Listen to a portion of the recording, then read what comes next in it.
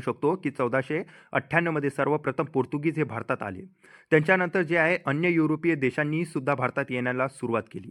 तर पोर्तुगीजाच्या नंतर जे लोक आले होते ते आले होते डच. डच हे जे लोक आहेत ते हॉलंड या देशाचे आहे. त्यांच्यानंतर जे आले होते ते ब्रिटिश, नंतर डॅनिश आणि सर्वात शेवटी फ्रेंच आले. अशा प्रकारे हा युरोपीय देशांचा समुद्रमार्गे जे आहे भारतात येण्याचा आपण क्रम म्हणू शकतो.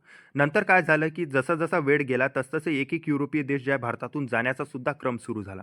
त्यामध्ये सर्वात पहिले जे लोक गेले होते त्यांचं होतं डच, म्हणजेच हॉलंड या देशाचे लोक.